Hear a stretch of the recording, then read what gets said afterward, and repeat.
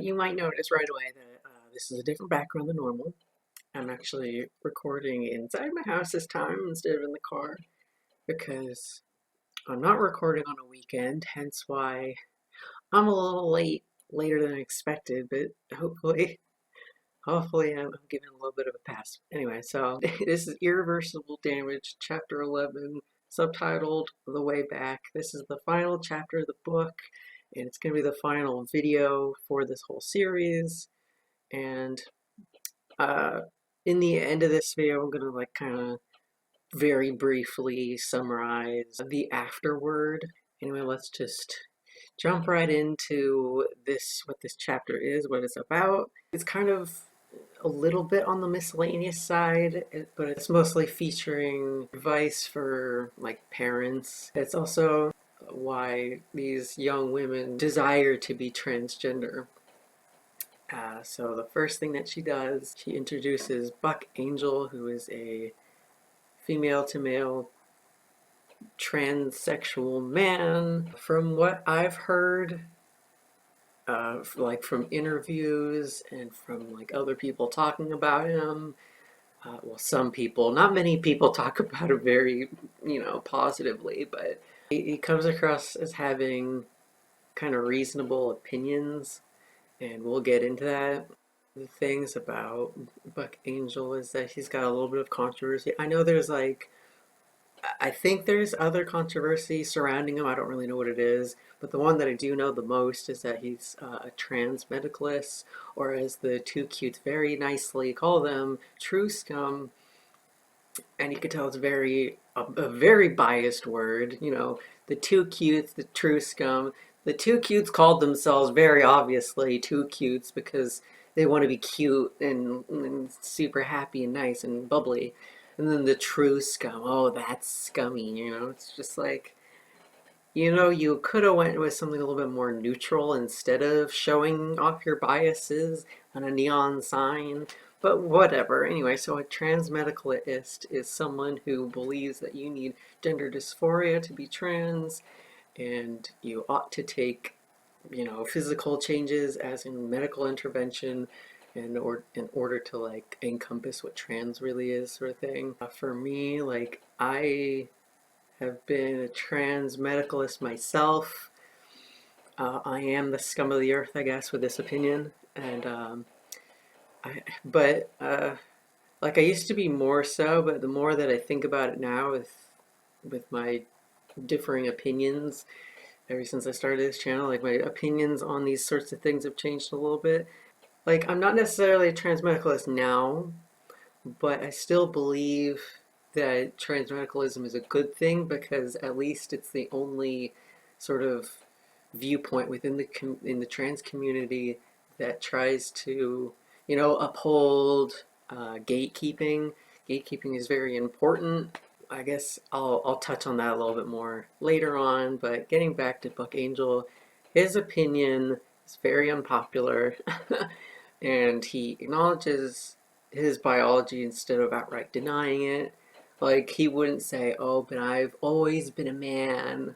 I I have always just been a man trapped in a woman's body." Like he's just like, "Yes, I have a female body, but I just strongly resonate with masculinity and I want to encompass it."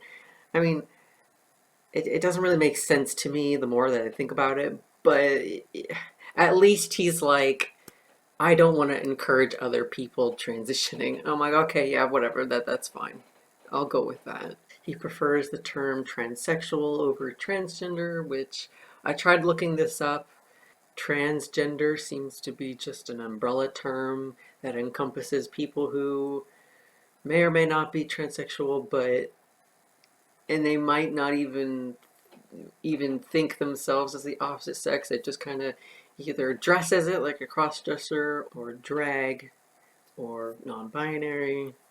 And I mean, the umbrella encompasses just about anybody who's a little uncomfortable in their lives, whereas transsexual is somebody who goes ahead and medically transitions, beyond social transitioning. Some transsexuals might just believe that they've always been the opposite sex, and then there's other transsexuals who are like, I don't believe that I have been always this way. It's just they feel more aligned with the presentation, uh, not just like how they dress, but also how they act with the opposite sex's experience. Abigail asks him, are trans-identified teens receiving good advice, mental health care, and medical care? And Buck's answer is simply no. And then he walked away, and that was it. No, these teens, he says, are influenced by social media and believe transition will fix their problems, which what actually needs to be fixed is your brain, he says. He believes extensive therapy is critically important, which I do agree with very much. But like the more that I thought about this, I was like, how is a therapist really meant to know whether or not this person is actually trans? Because what is trans? Like even the person who thinks they're trans doesn't, I don't think they necessarily know what it is. So how is a therapist meant to know? It's hard to pin down what trans really is, I guess is what I'm saying. So how is a therapist meant to know what it's meant to look and feel like in any case? Buck says, quote, part of the therapist's role is to question adolescents' self-assessment and to help them figure out if they are even trans, because many of them may not be. A 16-year-old kid might think that they're this, but do they actually know? And I can say that as a 57-year-old person, you grow and you learn through experience. And at 16, how much experience have you had? Unquote. Which I agree with that. When I was 16, I mean, like, I didn't have enough experience as a female person to really understand how, like, uncomfortable it is to be a woman, I guess. I haven't been on it that long, so it's just like, how was I supposed to really know whether the whole girl thing is supposed to suit me or whatever? Whatever that even means, I don't know, but in any case, I think I see where you're going with this, Buck. Buck continues saying being trans is hard, and he faults the trans community for not practicing more skepticism for the sudden tsunami of trans-identified youth. They in fact seem to bend the rules so much that anyone can be trans and everyone should be trans. Like, when I say that, I mean like, I've shown the trans umbrella before in this series, and the umbrella encompasses, like I was saying before actually, it encompasses so many things, and they try to bend the rules so much, like, oh, you have internalized transphobia. Oh, if you think that you might be trans, you probably are trans. They bend it so much. They want you, it seems like they're so desperately in need of you to be trans. And it's just like, why do you want people to be trans when you should be practicing more skepticism? Because it's not easy being trans. It's like you the people who advocate these things are very likely trans. It's like they should know how hard it is to be transgender, but whatever. These trans adults, I would say, are acting extremely irresponsibly and telling the teens who look up to them and are requesting advice from them to, they're not saying like, hey, just give it time. Anyway, instead what they're doing is they enable and often encourage them, as I was saying, and I believe a lot of this has to do with a savior complex.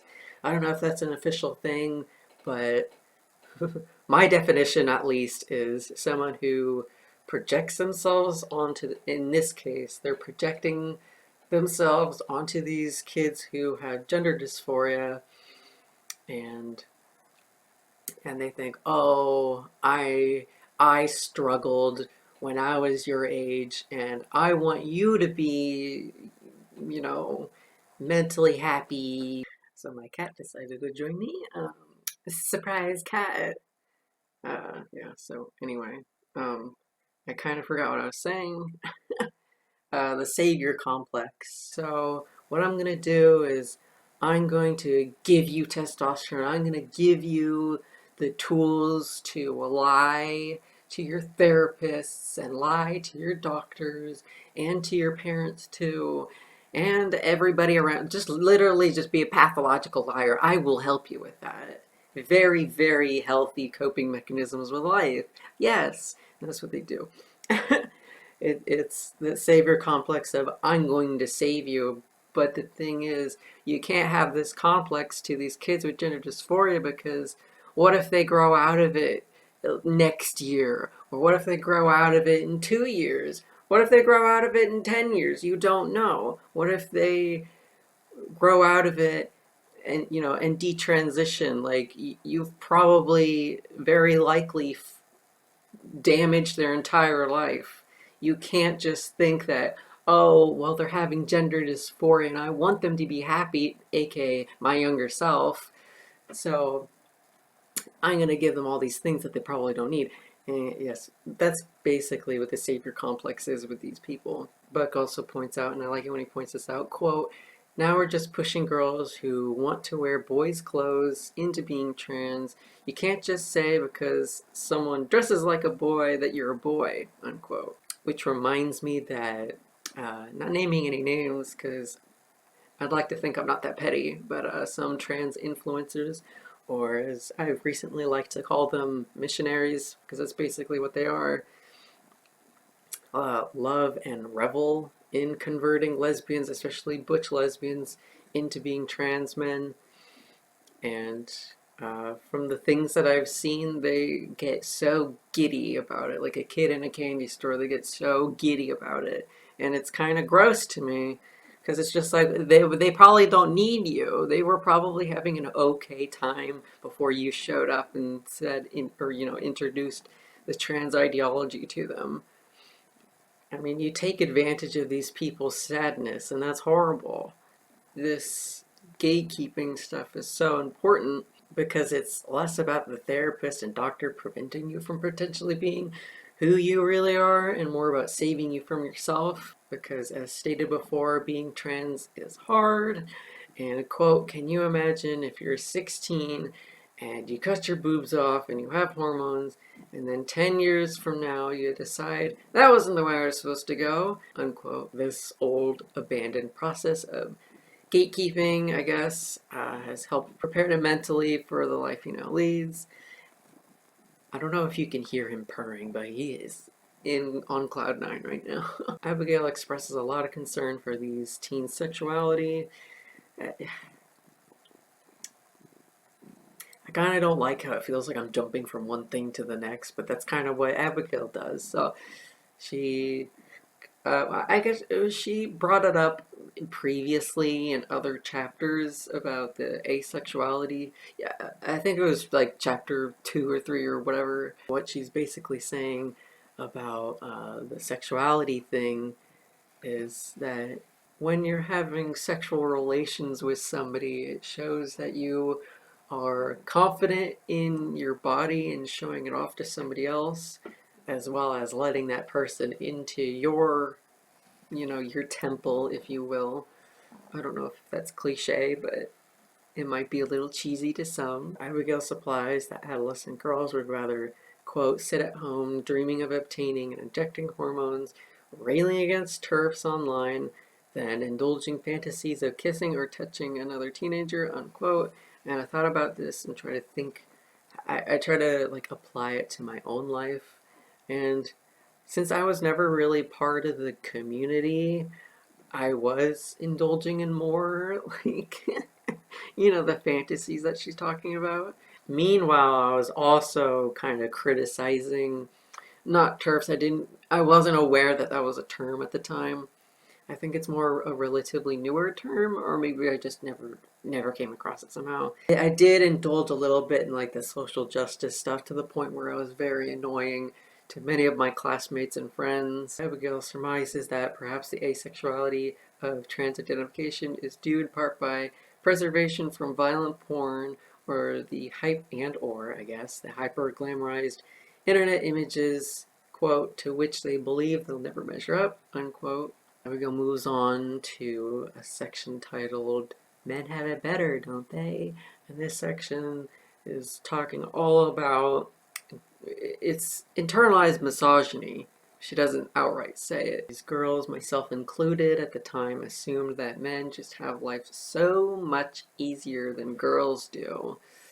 And I believe that very much so because of what I've seen in the male side of my family, and just how, like, girls would treat me when I was younger, and not just that, but it's also like the physical things of men's puberty has like pretty much no issues really, except for like surprise and embarrassing boner.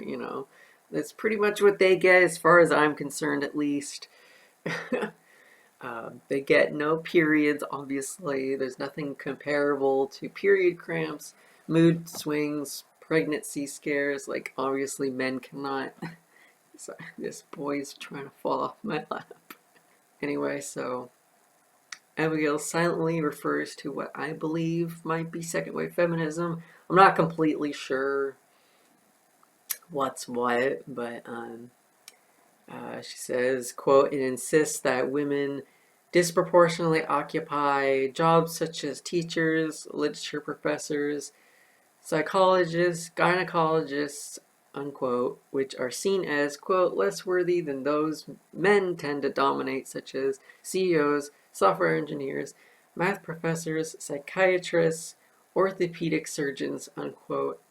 And yet, these same type of feminists conveniently forget that men disproportionately dominate blue-collar jobs such as construction laborers, loggers, groundskeepers, roofers, cab drivers, and janitors, the exact type of jobs that women by and large don't want because women are more attracted to people jobs, not thing jobs. When this is what you're told as a teenage girl, that men get all the good jobs, well, whatever that means, while women get the less essential ones, whatever that means. Of course, a girl would rather be a male because apparently men just get better job opportunities and stuff, such and stuff like that.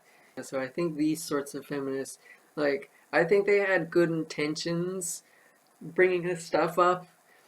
And as Abigail was saying in the book, it's a sort of like a bargaining thing, like, hey, we should get higher pay for these sorts of jobs and,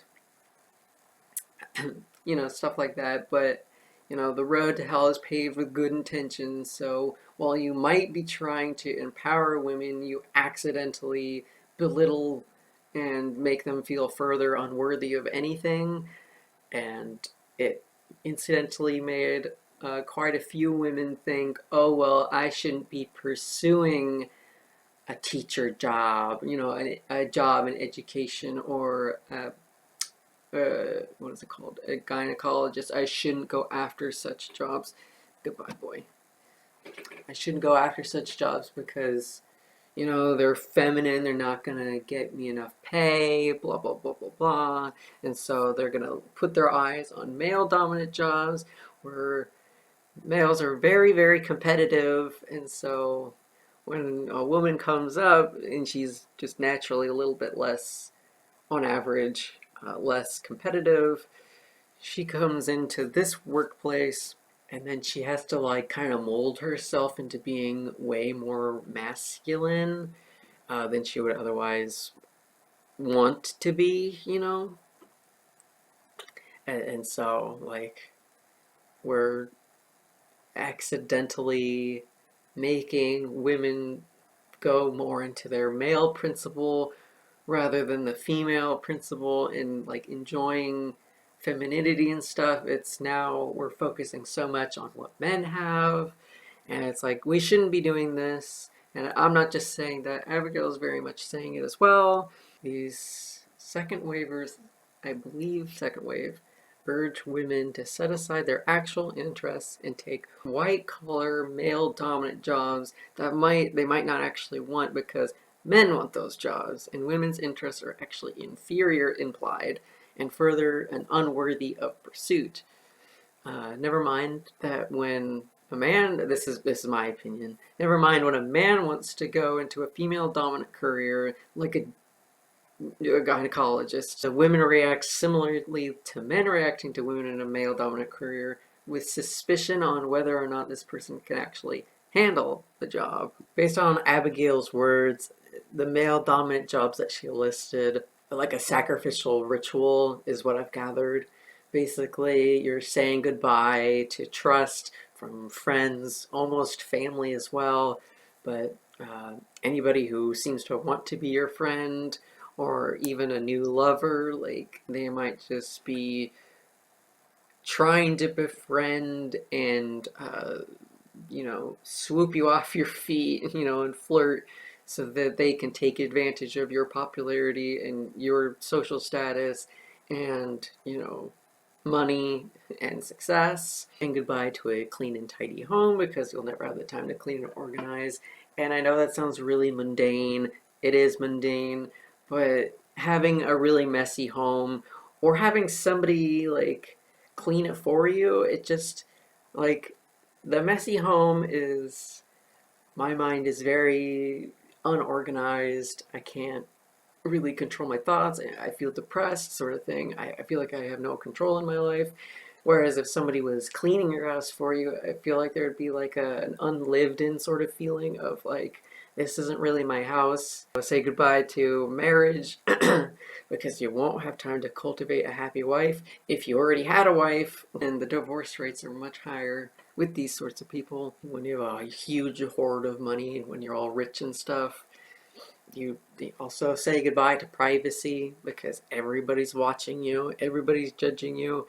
Any little like mistake that the culture kind of doesn't agree with, they'll criticize you to death, even sending death threats probably. Because women choose relationships over money, that's not men's fault. And yet there's this narrative that women are actively being excluded from those jobs that I mentioned before by these men. Not just jobs as well, but I've seen a lot of kind of virtue signaling TV series and movies, and even I guess some commercials as well, where it's like this kind of attitude extends toward chess and video games, board games in general, video games, any kind of game.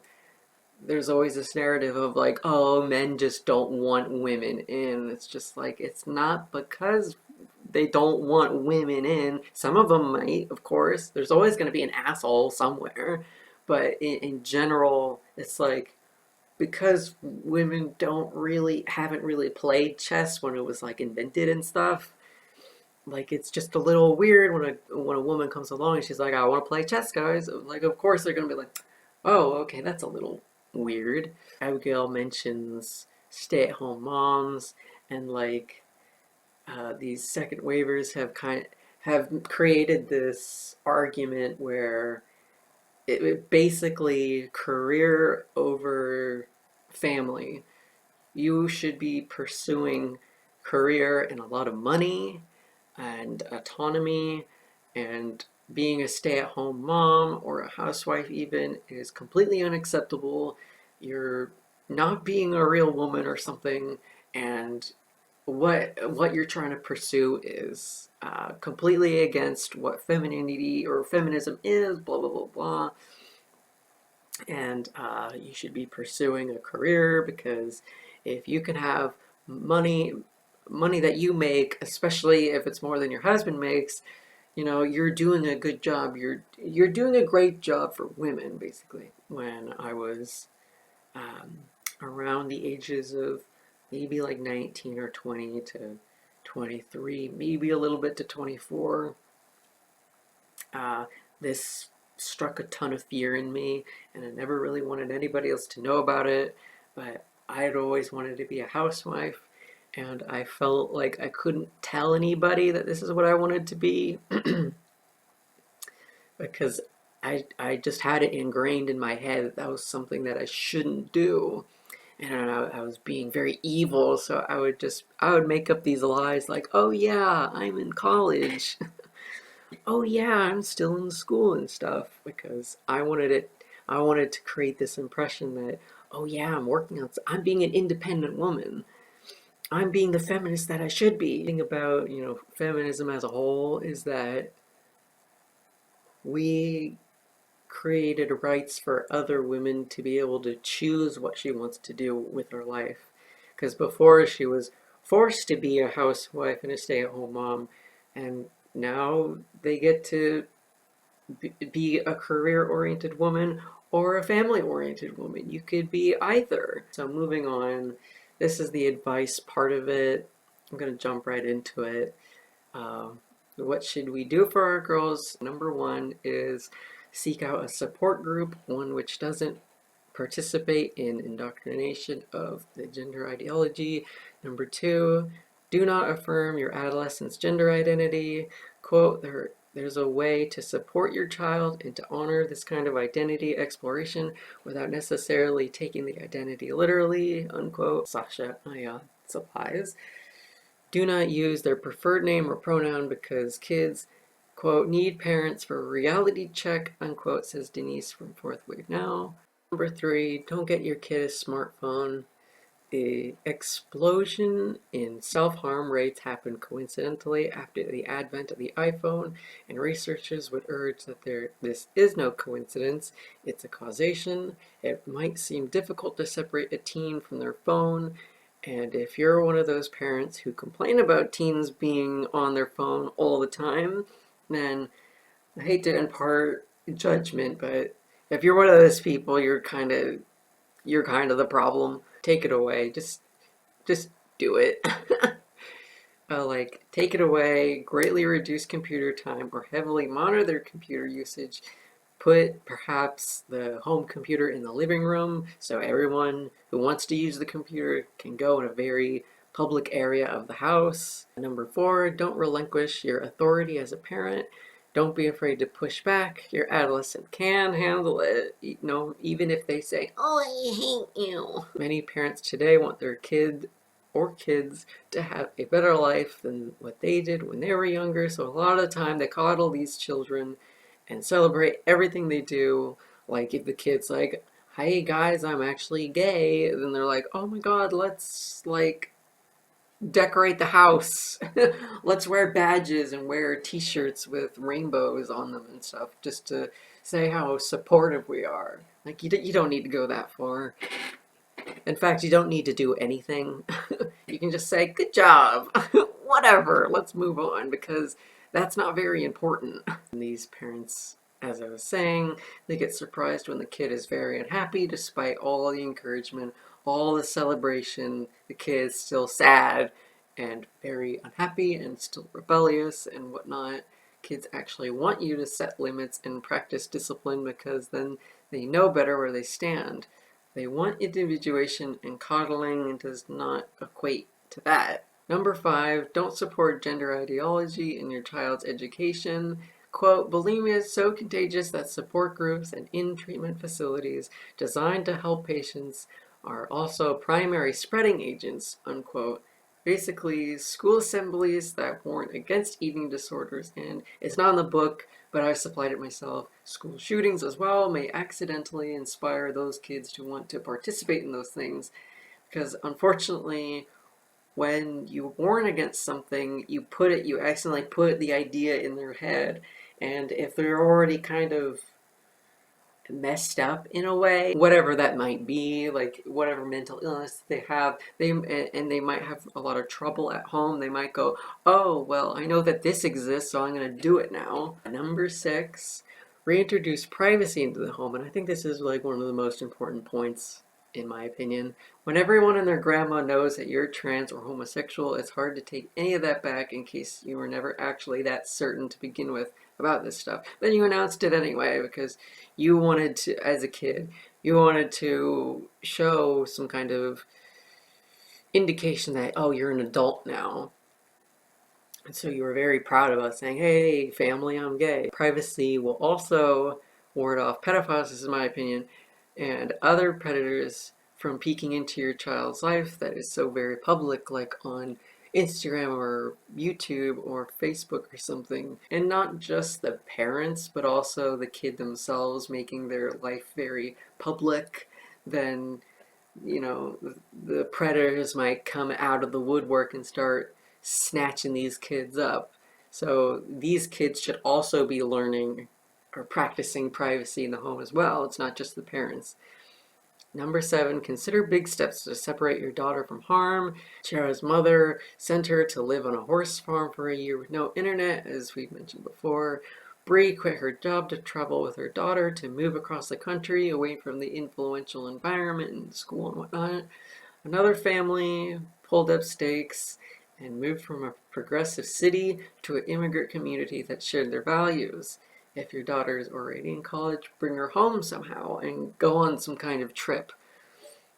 I think I had that advice as well. Go on some kind of like a camping trip or some traveling trip for like maybe a month, or in this case with her example, go on a trip for a year. I don't know how you do it, but maybe it's within your means. I don't know. Number 8, stop pathologizing girlhood. Girls and boys have distinct differences that should be celebrated in their own right. Girls have a highly sensitive antenna for emotion, and it's difficult for them to handle when they're young. And, they're looking up to their mom for this kind of regulation, but if the mom can't do that, then they might go, oh, especially if the mom is like, or the dad, I guess, depending on what the family situation is, but like, they'll be so overwhelmed by this little girl's intense emotions that they'll just be like, here's some pills, throw it at the kid and run the opposite direction of this kid. Not to throw my mom under the bus or anything. It's like it's a fact that happened. It happened. I forgive her, of course, by now. But my mom, for instance, wanted me to get on such pills like antidepressants and anti-anxiety pills. And at one point, when it was really bad, she wanted me to go to like the psych ward because she had no idea how to handle it. I mean, she didn't even know how to handle her own emotions, so it's just like, how am I supposed to handle this little girl? What am I supposed to do? We need a professional to come in and take care of this thing. But it's like that kind of behavior of, here's the pills, like it makes the little girl go like, oh, well, if you hate my emotions that much, then I'm going to hate my emotions that much. And then they'll look at the boys and they'll think, well, they are on testosterone and their emotions have always been so level, even though they're not. They can also get quite upset and moody as well, but never mind that. We're girls, we only see what we want to see, right? And so they'll be like, okay, well, the solution obviously is to get on testosterone, and then my emotions will be totally level, and the hysteria will be offset completely, and I will be saved. Quote, we need to stop regarding men as the measure of all things, the language they use, the kind of careers they pursue, the apparent selfishness of which we are so endlessly envious. We blame men for this obsession, but really it is our doing, unquote. Last one, number 9. Don't be afraid to admit it's wonderful to be a girl. And I like this one as well. A woman can look, act, behave, whatever interest she's in, whatever it is. If she's attracted to women, if she's attracted to men, if she dresses like a guy, if she likes baseball caps and t-shirts and basketball shorts, she's still a girl. No matter what.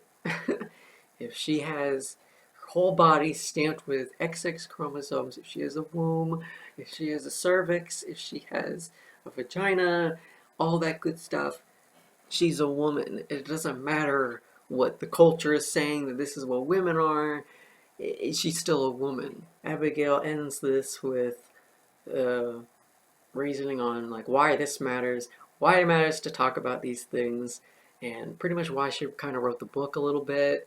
So she's basically kind of saying society cares for trans-identified youth more and more. We forget about the well-being of girls and don't notice when they begin to fade from existence as they are being replaced by a caricature of a boy.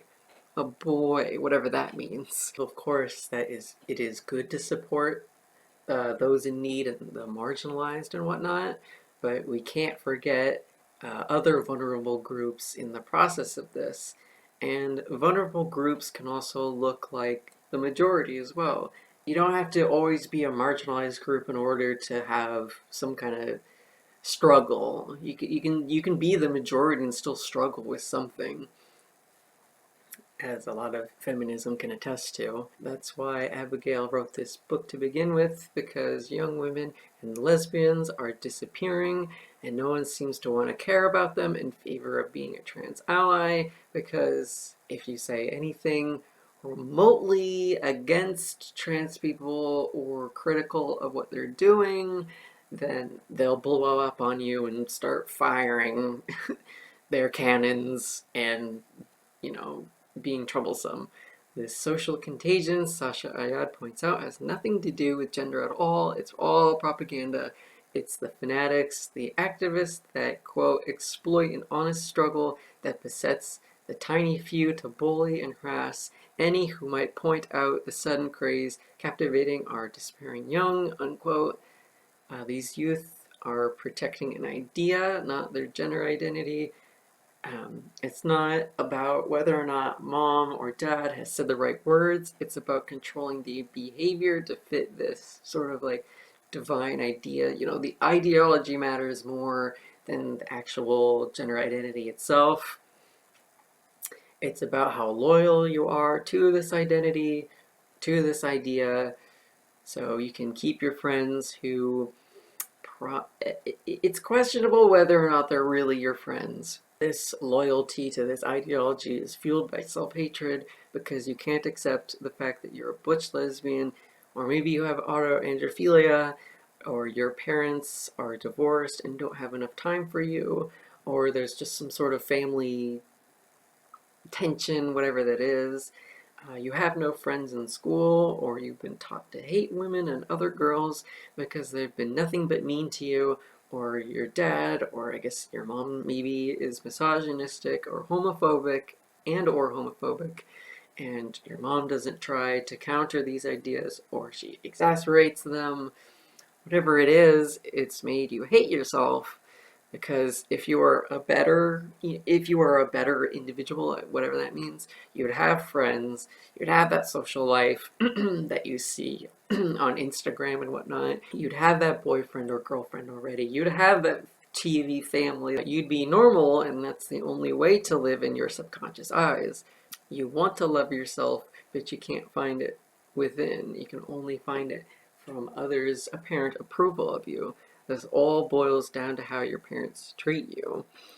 And a lot of that was my words in the end. But